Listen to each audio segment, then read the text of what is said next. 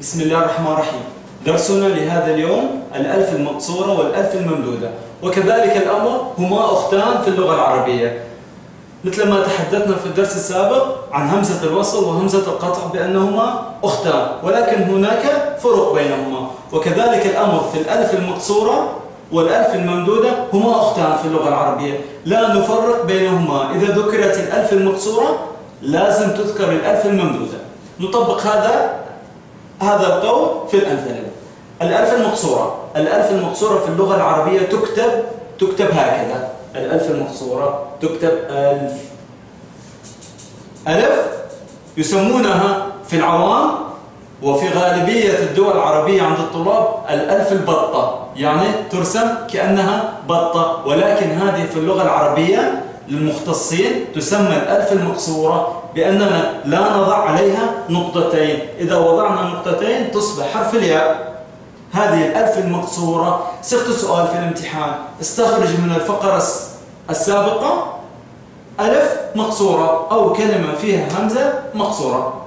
الحين نطبق الألف المقصورة. نأخذ مثل كلمة هدى. لاحظوا معي كلمة هدى، هذه الألف المقصورة. ملاحظة غاية في الأهمية: الألف المقصورة والألف الممدودة تأتي في نهاية الجملة أو في نهاية الكلمة، تأتي في نهاية الكلمة وليس في أول الكلام، مثل همزة الوصل والقطع. هذه فرق بين همزة الوصل والقطع والألف المقصورة والممدودة، بأنهما يأتيان في آخر الكلام، في آخر الكلمة. كلمة هدى، كمان كلمة مشفى. لاحظوا معي مشفى، هذه كلمة يوجد فيها ألف مقصورة. كمان مثال ثاني كلمة عبلة، كلمة حبلة، سدى. لاحظوا معي هذه الكلمات إذا جاءتنا في الفقرة، هذه كلها كلمات تنتهي بألف مقصورة، وهذه هي الألف المقصورة بأنها تكتب ألف تسمى، لكي نبسط الأمر، بالألف البطة بأنها تشبه البطة. هذه هي هذه هي الألف المقصورة بأنها تكتب ياء ولكن ليس لها نقطتين في آخر الكلمة. الألف الممدودة تكتب هكذا: ألف وهمزة. هذه هي الألف الممدودة بأننا نضع ألف وبعدها نضع همزة.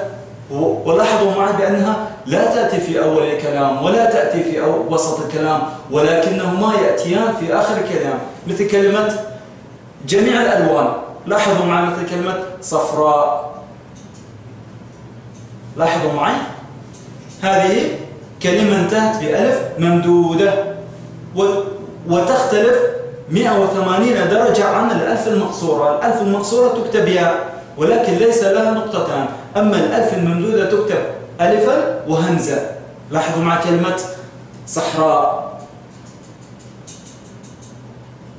لاحظوا مع كلمة صحراء. بيداء. للذي لا يعرف معنى كلمة بيداء، هو المعنى الثاني لكلمة الصحراء. بيداء هو المعنى الثاني لكلمة صحراء. كمان نلاحظ كلمة خضراء. لاحظوا معي بأن هذه الكلمات كلها تنتهي بالألف الممدودة. الآن نعرف، أو المهم بأننا كيف يأتي هذا صيغة السؤال في الامتحان. نضع سؤال ونضع طريقة الإجابة عليه لكي تتضح الصورة معنا أكثر.